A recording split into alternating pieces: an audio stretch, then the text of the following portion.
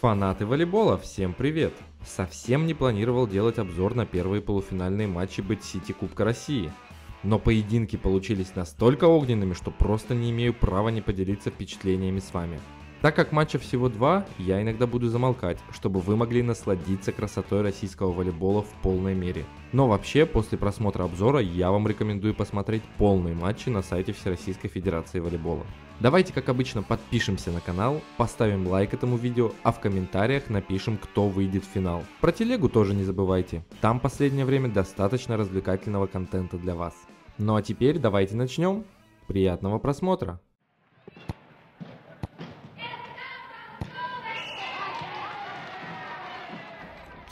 Для начала разберем противостояние в северной столице, где «Зенит» планировал что-то сделать с московским «Динамо». Состав «Динамо» был предсказуем и все ожидания оправдал. А вот в стартовой шестерке Питера было не все так очевидно. Виктор Полетаев, Дмитрий Ковалев и Андрей Титич остались в запасе. Вместо них вышли Павел Железняков, Игорь Кобзарь и Тимофей Тихонов соответственно. Железнякова сходу поставили перед необходимостью играть на сложных мячах, и Павел из первых 4 атак реализовал только одну. «Динамо» при этом было безупречно в доигровке, поэтому матч начался со счета 7-3 для хозяев. Дальше Питеру лучше не стало. «Зенит» застрял на показателе эффективности атаки в районе 30%. Москвичи, между тем, первый сет отпринимали на 88. При таких предпосылках у москвичей были все шансы, чтобы довести стартовую партию до победы, что и произошло. 25-13. Второй сет хозяева начали с Ананьевым вместо Космина. «Зенит» продолжал страдать в приеме и практически сразу же утратил контакт с оппонентом после серии из 5 подач Семышева. По ходу этой же серии гости отлично отработали на блоке, отловив последовательно Железнякова и Тихонова. Плюсик Питеру можно поставить за середину этой партии благодаря тому, что Воронков и Кобзарь в моменте сумели создать хотя бы какое-то давление подачей на соперника. На пике успехов хозяева подобрались на дистанцию в 2 очка, после чего москвичи вернули игру под свой контроль. Этого было достаточно, чтобы особо не переживать за концовку. 25-18.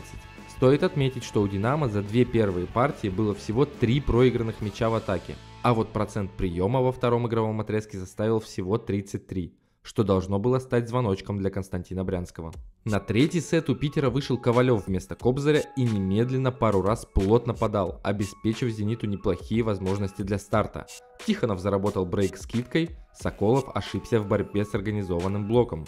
На фоне того, что хозяева мрачно провалили начало предыдущих партий, это было почти событие. Питер задышал и оттолкнулся от дна, чему способствовало и то, что соперник в моменте чуть утратил концентрацию, и к счету 11-8 у Москвы было уже 4 ошибки. После 16-12 Брянский даже посадил Соколова, который наработал к этому моменту 2 из 9 в атаке при 4 проигранных мячах. Кстати, хозяева играли эту партию уже без Яковлева, вернулся Космин.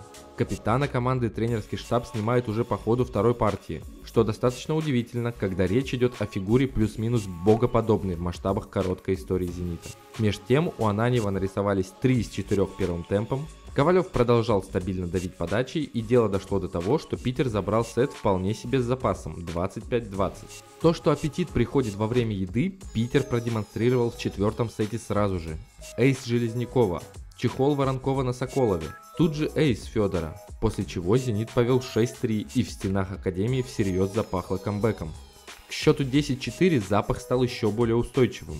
У «Динамо» на фоне проблем случилось ожидаемое. Шанс получил Подлесных, вышедший вместо Богдана. У «Зенита» некоторое время получалось вообще все, от слова совсем. 3 эйса за половину сета и больше 70% в атаке тоже к середине партии. Говорящие детали. На пике концентрации было аж 15-7. Но за облачный уровень игры хозяева не удержали. Да и «Динамо» было все-таки на площадке не для галочки. По ходу серии подач Панкова, кстати с приемом которых в основном проблемы не возникало, у «Зенита» не забили ни Тихонов дважды, ни Железняков, ни Воронков. Поэтому к счету 15-12 все уже не казалось настолько очевидным. Впрочем, хозяева все-таки снялись с тяжелой расстановки без совсем уж катастрофических потерь. И далее таких сбоев себе уже не позволили. 25-20.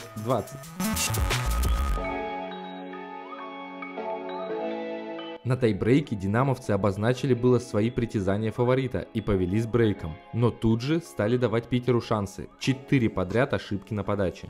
В +2 Зенит вышел, когда Воронков переиграл Соколова в играх разума. Болгарин в общем не без оснований полагал, что при организованном блоке Федор будет бить по пальцам и в последний момент убрал руки, а Воронков отправил мяч как раз в освободившееся пространство. Дальше было еще веселее, зрители увидели эйс Заступова. В таком положении психологически сломалось бы, наверное, 90% команд Суперлиги. Но это точно не про матерое Динамо, которое умеет выживать при любых обстоятельствах.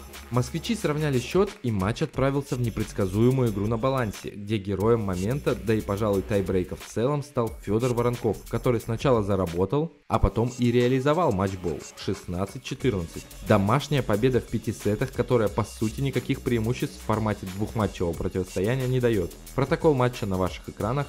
По 17 очков набрали игроки Зенита Федор Воронков и Павел Железняков. Победа с любым счетом в ответном матче выводит Зенит в финал Бэт-Сити Кубка России.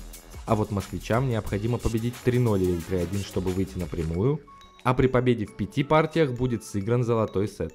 Теперь отправимся в Новосибирск, где Локомотив принимал казанский Зенит. Последняя встреча этих команд в столице Сибири завершилась со счетом 3-0 в пользу хозяев. Но тогда у казанцев еще отсутствовал Майка Кристенсен, поэтому расклады перед игрой были непредсказуемыми. Соперники вышли на матч в своих оптимальных составах. Локомотив с первых же розыгрышей начал давить на подаче. Весь игровой отрезок прошел в равной борьбе, команды не отпускали друг друга, демонстрируя волейбол высочайшего уровня. Константин Абаев уже в привычной нам манере классно взаимодействовал с первыми темпами. В концовке Лока вышел вперед благодаря классной защите, но у Зенита сразу же нашелся лидер атак. Максим Михайлов забил 7 из 9 мячей. Он был неудержим и в концовке, дважды сравнивая счет. Сетбол же для новосибирцев заработал Дмитрий Лызик. Зенит всю партию имел сложности с приемом, и в итоге он и подвел. Сэм Деру не справился с подачей вышедшего на замену связующего Лока Игоря Тисевича 25-23. Казанцы мощно начали вторую партию. Майка Кристенсен хорошо подключал первый темп Алексея Кононова, а новосибирцы много ошибались. Но на подачу вышел болгарский доигровщик Мартин Атанасов. Сделал 4 эйса подряд, и от преимущества Зенита ничего не осталось. Просто полюбуйтесь. Не обошлось без спорных моментов. Вот, например, эпизод, который привел в негодование Алексея Вербова. Мяч после блока казанцев попадает в ногу Дмитрию Лызику, но судья этого не видит и свистит. Ну а дальше флешбеки из прошлого матча Лока. Просмотр, мяч действительно попадает в ногу, спорный мяч, негодование соперников. Правда, есть отличия. Казань не была сломлена судейским решением, а наоборот завелась, и дальше мы увидели Зенит, похожий на тот, чемпионский, по которому многие болельщики этой команды сильно соскучились. К спорным эпизодам мы еще вернемся, а пока благодаря великолепной защите и классным действиям Волкова в атаке, он реализовал 6 из 7, казанцы забирают сет себе 25-20. Третий сет получился невероятно драматичным и эмоциональным. Команды вновь демонстрировали шикарнейший волейбол. Оба коллектива показывали сумасшедшие вещи в защите. Не обошлось и без спорных судейских решений в пользу Локомотива. Второй судья показал ошибку в расстановке игрокам Зенита. К сожалению, на ТВ-трансляции разглядеть этот момент не удается. Если ошибку зафиксировали Алексею Кононову, то скорее всего судья не прав. А вот если речь идет о раннем перемещении Максима Михайлова, то возможно ошибка была. Давайте решать в комментариях. Ну а пока на ваших экранах тыкающий пальцем судью Дыру и Волков и выясняющий, что произошло Алексей Вербов. Итог – желтая карточка за задержку времени. На монтаже пересмотрел момент, нарушения в расстановке не было. Грубая судейская ошибка. Лока воспользовался нервным перевозбуждением казанцев и нарастил приличный отрыв. Зенит проигрывал 12-18, но разозлился и бросился в погоню. На подачах вышедшего Лабинского казанцы сократили отставание до 2 очков, но в концовке Илья Казаченков закрыл блоком того же Михаила Лабинского. Неудивительно, что казанцы не сдались и при 3 сетболах у соперника. Илья Скуркаев зацепил сетку, Михайлов вновь забил, а Лабинский взял реванш у Казаченкова 24-24. Михайлов добыл для Казани сетбол, а затем Кристенсен в составе тройного блока остановил атаку Казаченкова 27-25. После мощного эмоционального выплеска зенитовцы сдали. Прием не выдерживал натиска новосибирских подач, а в атаке ни одного очка не набрал ни Лабинский, ни вернувшийся вместо него Дыру. У Локомотива много важных и сложных мячей выиграл Амар Курбанов, а Илья Скуркаев сделал эйс с помощью рикошета от троса. На еще один подвиг в концовке у «Зенита» ни сил, ни эмоций уже не осталось. 25-18, и нас ждал пятый сет. Тайбрейк – это время вспомнить о нереально плотном и жестком графике команд. Локомотиву с расписанием повезло, и последние матчи проходили в Новосибирске, без выездов. Это и сказалось в концовке.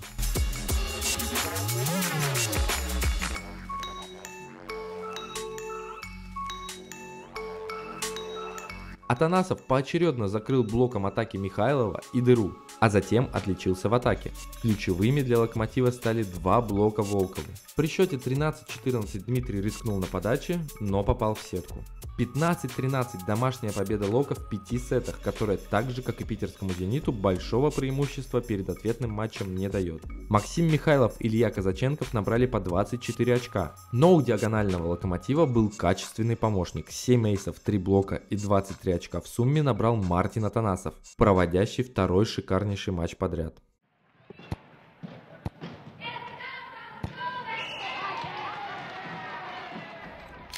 Вот такими получились первые полуфинальные матчи Бэт-Сити Кубка России. Команды подарили нам красочный и насыщенный волейбол. Ответные матчи пройдут 2 декабря в Москве и Казани соответственно. В очередной раз попрошу подписаться на канал, поставить лайк этому видео, оставить комментарий, да и в телегу заглянуть на огонечек. Огромное спасибо каждому за просмотр. Ну а с вами был фанат волейбола. До скорой встречи!